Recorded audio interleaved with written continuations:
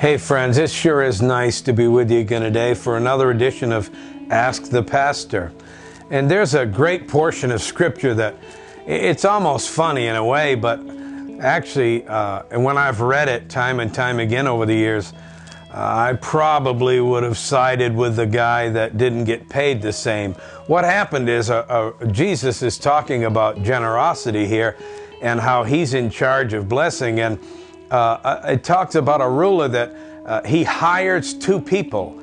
He hires one man and that guy works all day, but near the end of the day, this owner, this manager hires a second party. And even though the first guy worked much longer than the second guy, the owner ups and pays both guys the same wage. Man, that wouldn't fly today in the face of our society. But this owner says, I don't care. You worked all day. I agreed for that amount. I'm going to pay you. This other guy came late, but he helped us finish. The owner chose to pay both men equally. Man, I found myself frustrated with that. I can remember looking at that time and time again. And when I read it in a couple of modern translations, it reminds me that God is the judge, and He can choose to be generous, and He is generous. For John 3:16 and 17 says, God so loved the world that He gave. That's the way He operates. And then He wasn't just generous in verse 16 of giving His Son, that whosoever believeth on Him should not perish but have everlasting life. But the 17th verse, He chooses to be generous in how He views us. It says, God sent not His Son into the world to condemn the world, but that the world through Him might be saved. That's a whole generous way of handling you and I when we didn't even deserve forgiveness. He was generous, and He gave, and He chose to overlook and forgive if we ask Him to. But this has two guys that work, one all day, one for part of the day, getting paid the same amount. I love the RSV translation. It says, why have I not a right to do what I choose with my own property? Have I not a right to do what I choose with my own property? Or are you envious because I am generous? Man, that's what the landowner said. Why? Don't I have a right to be a giver? Don't I have a right to do what I want with my own property? Or are you just jealous? Are you envious? Listen, the Message translation is interesting. It says, He replied to the one speaking for the rest, friends, I haven't been unfair. We agreed on the wage of $1. Didn't we? He brings it back to their attention. And then he says, so take it and go. I decided to give to the one who came last the same money I gave to you. Can I do what I want with my own money? Are you going to get stingy because I am generous? Listen, I'm asking today the question, do you choose to be generous? Let me tell you why I choose to be generous. Number one, I choose to be generous because I can, and because of what God has done for me. When I was 5 years old, my dad was an abusive alcoholic, and years later he accepted Christ. He's now in heaven. He's now with God forever. He became a gentle old man that loved God, died in his 80s. A wonderful man of God, loving God, reading the Bible, praying. God changed it, but at age 5, he was going through an experience. He was an abusive alcoholic, and he left us. He left my mom and I. My mom worked 2 jobs to provide for my sister and me. And those were tough times, but yet Mom took care of us. And yet he ran off, and he was tough. But you know what? His pattern in his own dad, my grandfather was an alcoholic, and my grandfather was so depressed one day he walked across from their farmhouse in northern Maine out into the woods and shot himself in the head, ending his own life. Because of alcohol, he was intoxicated that day. And then my father was a drinker for years. And yet at age 5, I was introduced to Christ in my home church in North Berwick, Maine. And at age 5, I accepted Christ, and I've been following Jesus ever since. I've never drank, I've never done drugs, I've never even smoked. That doesn't make me better. I'm not indicating that, because I've got my footage of my life that I don't want any of you seeing. Only God knows. But let me tell you this. I choose to be generous because of what God has done for me.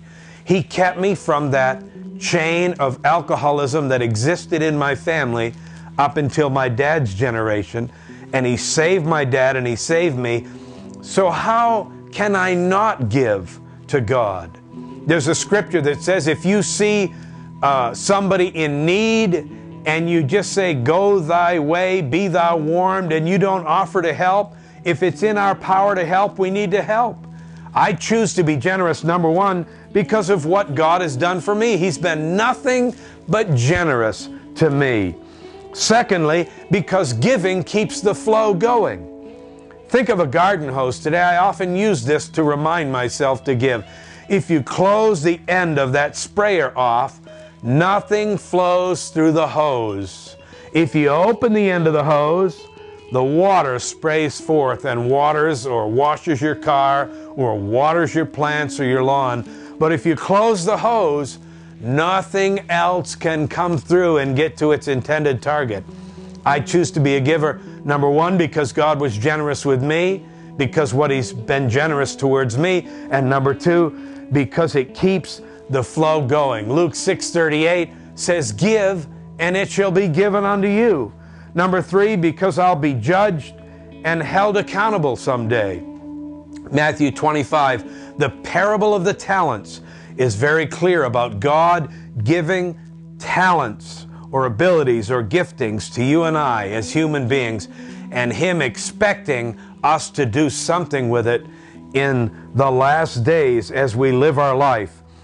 And He's going to judge us. The man that said, "I was scared of you, I hid my talent in the ground," man, he was in trouble. He was in big trouble. And I want to make sure that God has been so good to me that the flow continues, but that I will be accountable for what I've done with my life. I encourage you today, if there are gifts and talents that are dormant in your life, release them. Don't be like those who held back. Fourthly, I choose to be a giver because there's nothing as repulsive as being a hoarder. When there are people going to hell on every street of every city in our world, in our country, when there are missionaries in need, when there are little churches that are being planted, pioneer plants, beginning churches, satellite campuses of other churches that need talent, that need musicians, that need givers to get it off the ground. Who knows how many churches and how many lives could be changed and how many souls could be reached, how many could be brought and rescued from their bondage of addictions if you and I would refuse to hoard, but release our funds and be generous. I choose to be generous, number 5, because of what I've experienced already. I've seen it work. I am 55 years old today.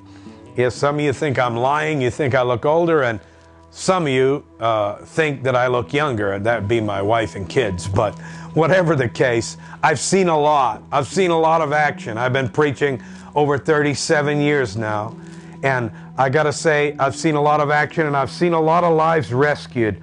And Psalm 37, verse 25 says, "I was young, and now I'm old, and I've never seen the righteous forsaken, nor his seed begging for bread." Listen, number 6, lastly, is reserve mode. Holding back and operating in reserve and amassing a fortune is not my style. I believe it's a sin. Nothing wrong with savings, nothing wrong with taking care of your future. But if there's a need, I find if I don't give, I am no longer operating in faith. And Hebrews 11 says, without faith, it's impossible to please God. And if we're going to step out in faith, we'll be a giver. A giver doesn't look at what he has and hoard it. A giver takes what he has and releases it to meet the needs of others. Who do you know today that needs help? Perhaps this TV station could use your help today. Perhaps your home church. Perhaps you're at kindergarten level and haven't even started tithing yet, that first 10%. I encourage you to give generously, give liberally, for the Lord loves a cheerful giver. God bless you today, and you have a great week as you learn to be a giver.